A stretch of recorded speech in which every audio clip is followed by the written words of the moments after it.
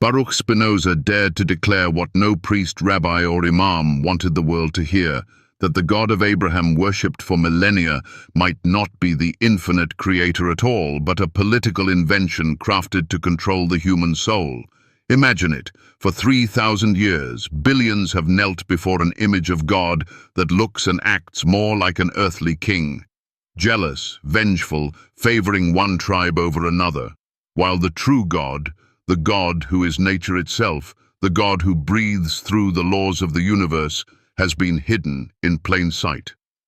Why have we accepted a God who needs intermediaries to speak for him?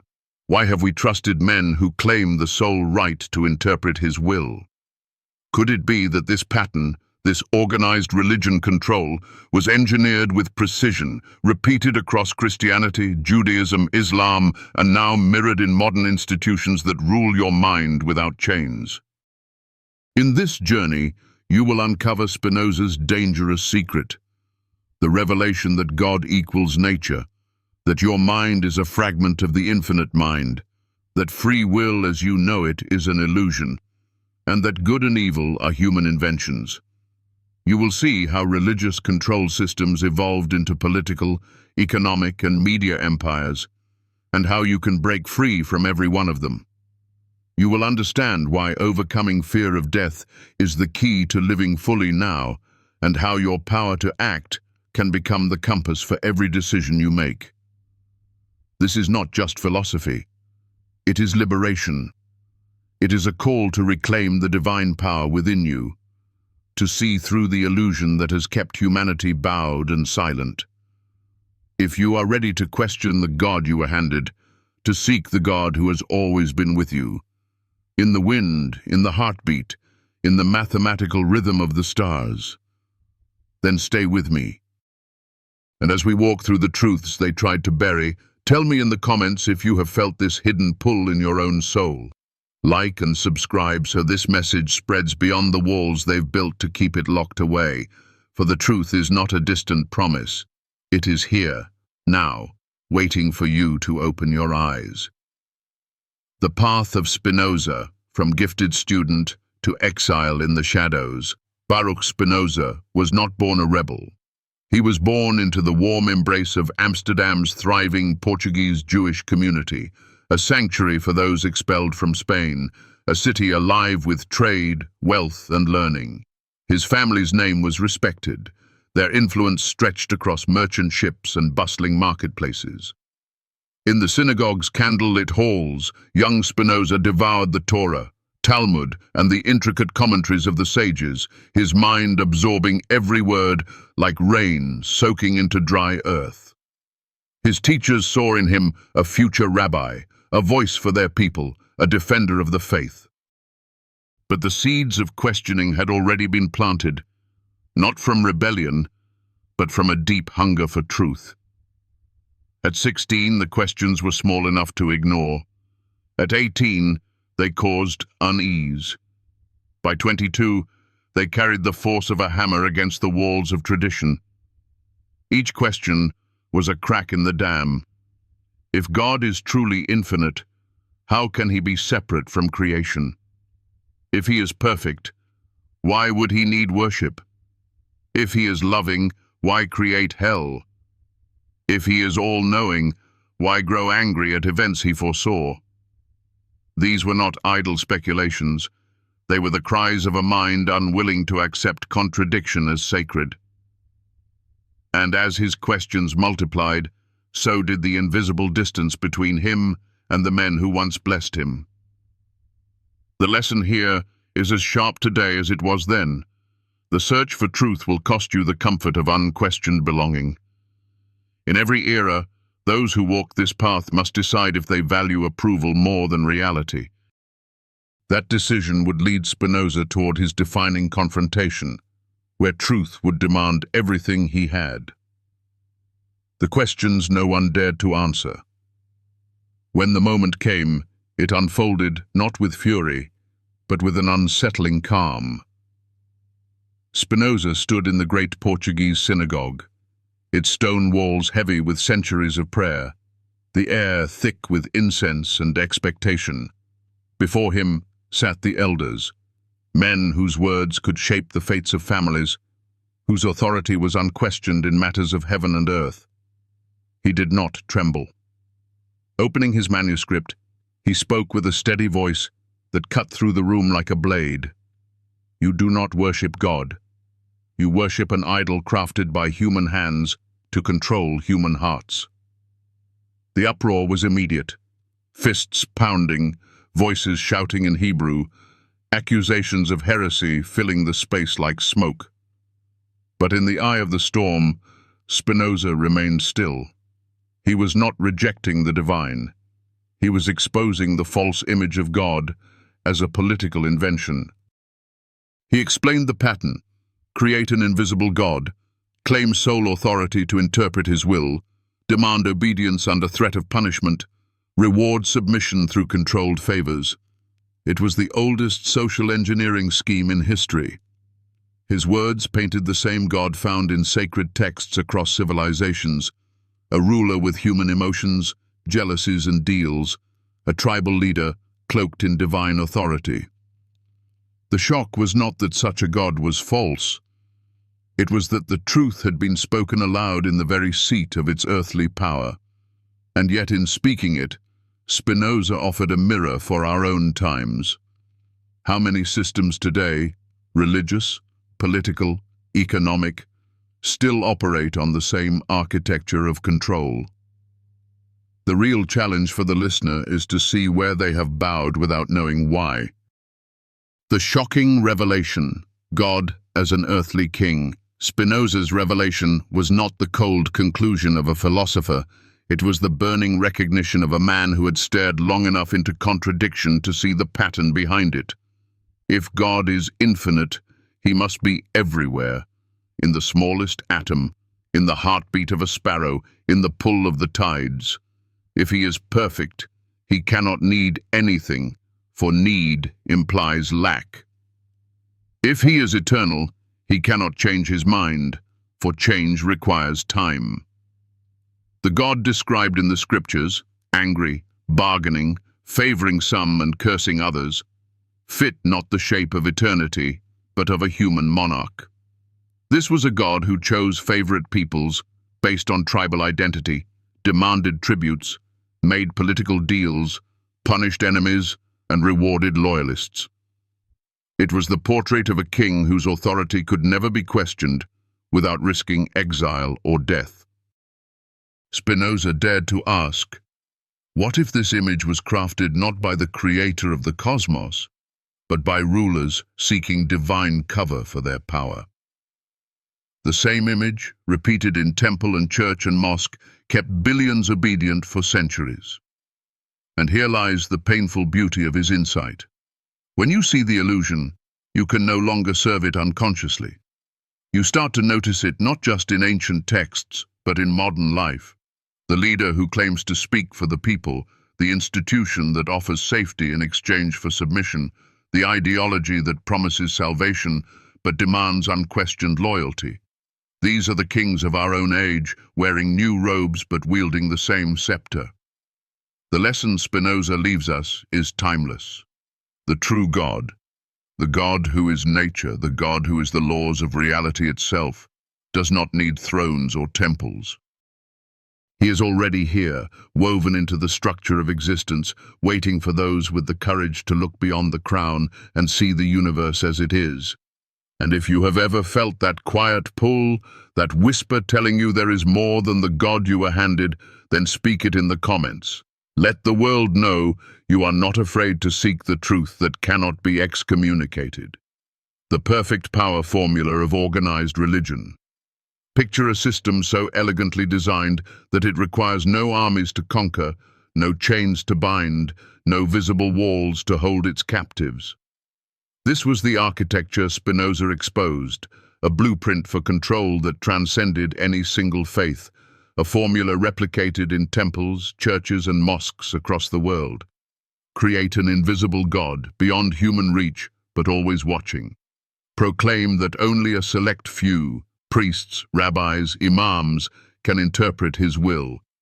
Issue laws in his name, laws that serve the interpreters. promise heaven for obedience, threaten hell for dissent, punish the disobedient not only with eternal torment but with social exile, reward the compliant not only with divine favor but with community status, resources, and the illusion of safety. It is the ultimate sleight of hand. Control the definition of morality, control access to the divine, and you control the hearts, minds, and bodies of entire nations.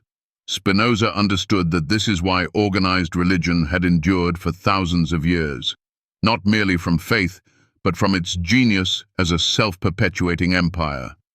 The suffering of the people fed their need for consolation. The consolation deepened their dependence. The dependence multiplied the power of the gatekeepers. And here is where the lesson turns inward. If you wish to reclaim your own power, you must first recognize where you have surrendered it. Where have you allowed others to define your worth, your guilt, your destiny? The same formula that ruled in ancient Israel still operates in modern institutions. The robes and rituals may change, but the hands that pull the strings remain. Comment if you've seen this pattern in religion, politics, media, and felt its grip in your own life.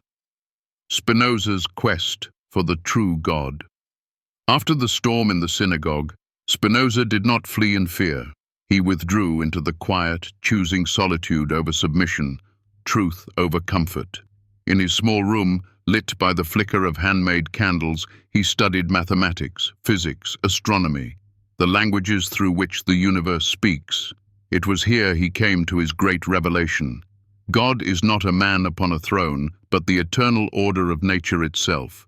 The same laws that govern the motion of planets, the growth of a tree, the fall of a snowflake, these are the words of the true God. In this God there is no jealousy, for infinity needs nothing, no vengeance, for perfection fears nothing, no favoritism, for universality excludes none. To know this God you need no temple, no priest, no holy tax, only your mind, your eyes, your willingness to see. This was not atheism, it was devotion, stripped of human distortion. Spinoza's God was both nearer and grander than any idol of stone or scripture. Nearer because he is the breath in your lungs and the beat of your heart. Grander because he is the entire cosmos in motion. The healing truth here is profound. You are not separate from God. You are within him, as much a part of the divine fabric as the stars themselves. And if that is so, no human hand can grant or revoke your connection to the sacred. This realization is dangerous to every power structure built on intermediaries, which is why it was met with fear and fury. Reflect for a moment. If you lived by this truth, what chains, spiritual, emotional, societal, would fall away? Share your thoughts, for speaking them is the first act of liberation. The price of truth, cherem, and the loss of everything. The punishment, when it came, was swift and merciless. The cherem, the most severe excommunication in Amsterdam's Jewish community, was delivered in a sealed envelope. Its decree cutting him off not only from religious fellowship, but from the basic human ties of family and friendship. The words were a curse meant to erase his existence. Let no one speak to him, help him, shelter him, or even come within 6 feet of him. Overnight, Spinoza became a ghost walking the streets, invisible to those who once embraced him. His mother's tears, his father's stern dismissal, his sister's public humiliation, all were the collateral damage of truth spoken aloud. He lost his home, his livelihood, his place in the only world he had ever known. And yet, where another man might have recanted to regain safety, Spinoza felt a strange liberation. The chains were gone, the walls of the prison had vanished. He could now seek without fear of losing what had already been taken. This is the paradox of truth. It may strip you bare, but in the nakedness you discover you are still whole. For 20 years, living in modest rooms on the outskirts of Dutch towns, he crafted lenses by day and wrote by night, shaping his ethics. not as an abstract philosophy, but as a manual for reality. The cost was high, but the reward was beyond measure: freedom of mind, sovereignty of spirit. The question that lingers for each of us is this: what would you be willing to lose to live in alignment with truth? And if you have already felt the weight of exile for speaking what you believe, you know that the price, though painful, can also be the doorway to the life you were born to live. Ethics, the blueprint of reality. By the dim light of candles he crafted himself to save every coin. Spinoza wrote with the precision of a master architect, building a cathedral of thought, where every stone was a theorem and every pillar an axiom. Ethics was no abstract meditation. It was an engineering manual for existence, a map revealing the divine structure hidden beneath the noise of human superstition. God and nature are one. Everything that exists is a mode of that one substance, including you. Your mind is a fragment of the infinite mind. Free will, as you think of it, is an illusion born of ignorance. Good and evil are human inventions, shifting like shadows, depending on where the light falls. Death is not annihilation, but transformation. A wave dissolving into the ocean, yet never ceasing to be water. These truths are not meant to shock, but to heal, to lift the crushing weight of fear, guilt, and the illusion of separation from the divine. Imagine living each day knowing you are not a servant pleading for favor, but an expression of the very intelligence that spins galaxies into being. That is the blueprint Spinoza left for any soul bold enough to read it. And if these words stir something in you, speak it in the comments, for truth grows stronger when it is shared. The adaptive system, from religion to secular thrones. The gatekeepers of power are not fools, they adapt. When the authority of priests began to wane, the same system slipped into new garments. Education became the new pulpit, its doctrines delivered by credentialed high priests who decided what knowledge was valid. Politics emerged as a secular faith, offering salvation through parties and ideologies, each with its own scriptures and heresies. Money became the invisible god, controlling the lives of billions, its mysteries interpreted only by bankers and economists. Media replaced the stained glass of cathedrals with glowing screens, keeping the faithful in a constant state of fear, outrage, or longing. Medicine, too, became a sanctuary where questioning orthodoxy could exile you from the community of the healthy. Even science, once a liberating force, calcified into consensus dogma where doubt was punished.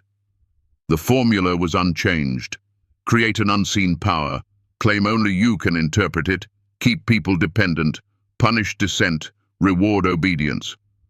Spinoza saw the pattern in religion. We must see it now in every throne that sits over the human mind. The question is not whether the God of Abraham was political, but how many political gods we serve today without even knowing their names. Redefining good and evil. A compass within. In Spinoza's vision, morality was not a set of ancient rules carved in stone, but a living compass within you. The true measure of good is that which increases your power to act, your capacity to think clearly, create beauty, build connections, solve problems, live with joy. Evil is anything that diminishes that power: isolation, fear, ignorance, decay of the spirit. This is not moral relativism, it is moral clarity anchored in reality itself. A hurricane is not evil, nor is a predator that hunts its prey. They are simply acting according to their nature. In the same way, human acts gain their moral weight from their effect on the vitality of life. A tradition may call something sacred, yet if it drains your strength, clouds your mind, or imprisons your soul, it is not good. An act may defy every rule in the book, yet if it awakens creativity, fosters love, and multiplies life, it is good.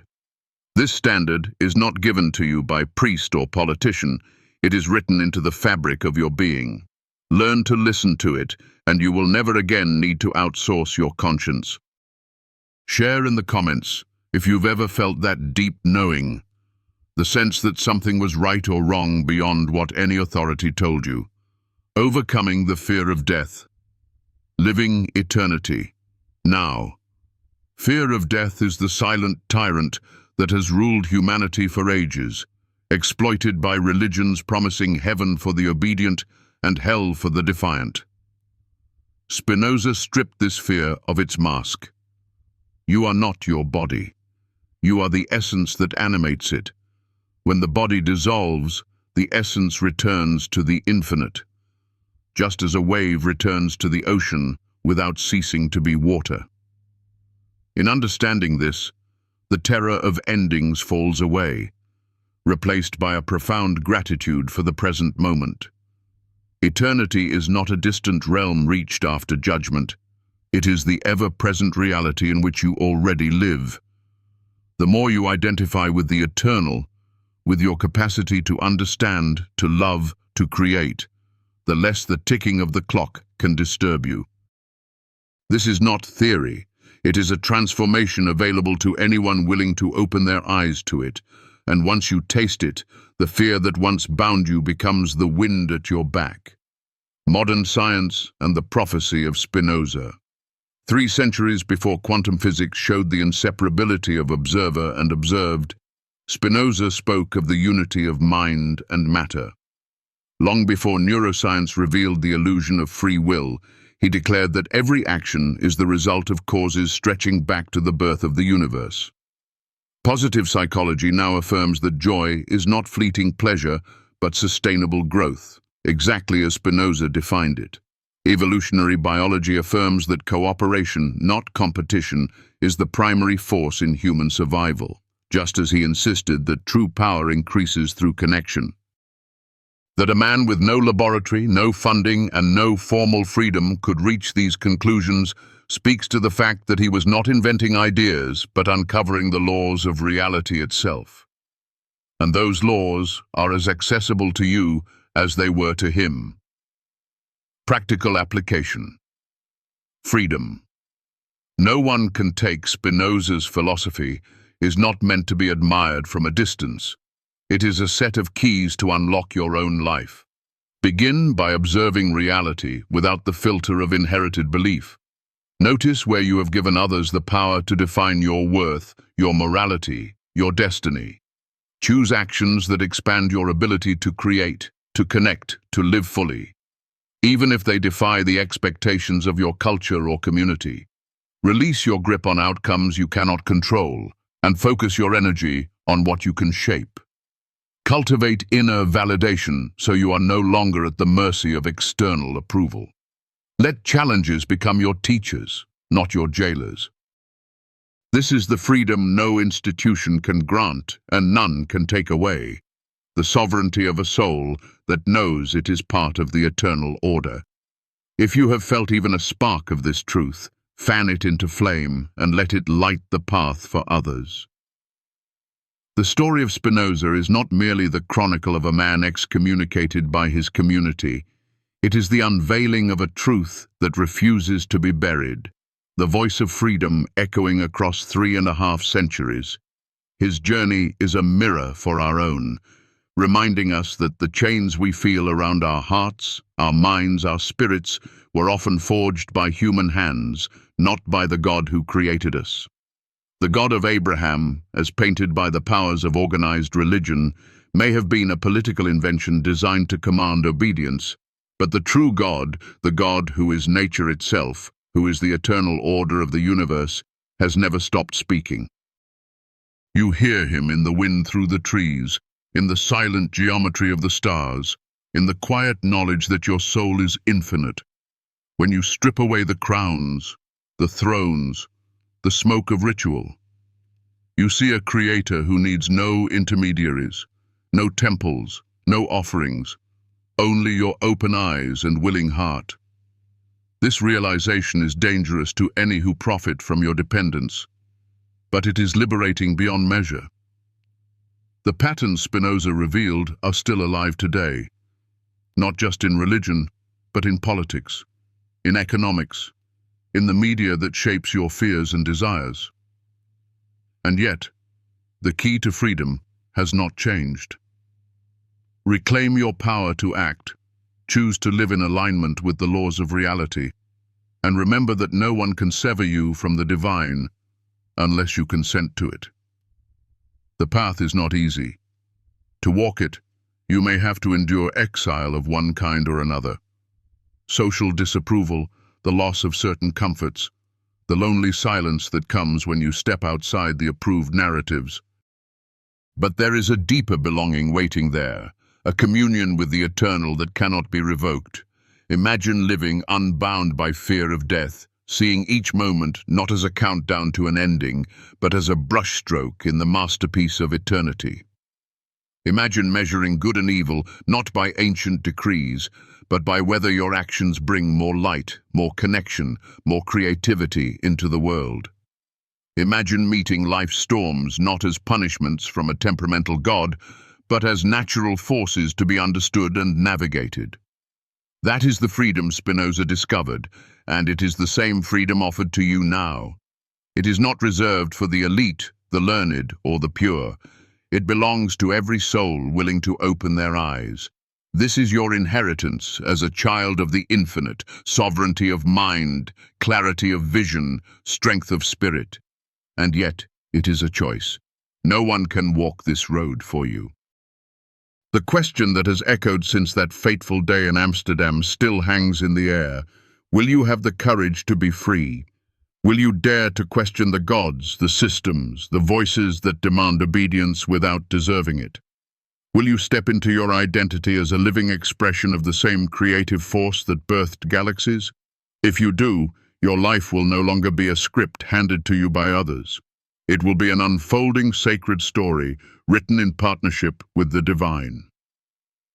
If something in this journey has stirred your heart, if the truths we have explored together have helped you glimpse the light beyond the walls of fear, I invite you to let me know in the comments. Share your thoughts, your questions, even your disagreements. Your voice matters here because dialogue is the soil in which truth grows.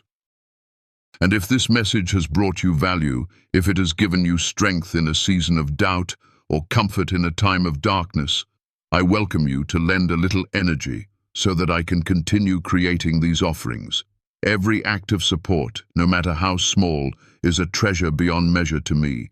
Like and subscribe so that this circle of seekers, this gathering of hearts, can grow wider and stronger. For the God who is nature, who is reality itself, does not hide from those who seek him with sincerity. He is here, now, in the rhythm of your breath, in the fire of your will, in the love that flows when you live in truth. And as you step back into the world, remember, you are not a subject to be ruled, not a servant to be kept in fear. You are a co-creator with the infinite, a spark of the eternal flame, a bearer of light in a world still too accustomed to shadows. Live as if you know this. Live as if it were the most undeniable fact in the universe, because it is,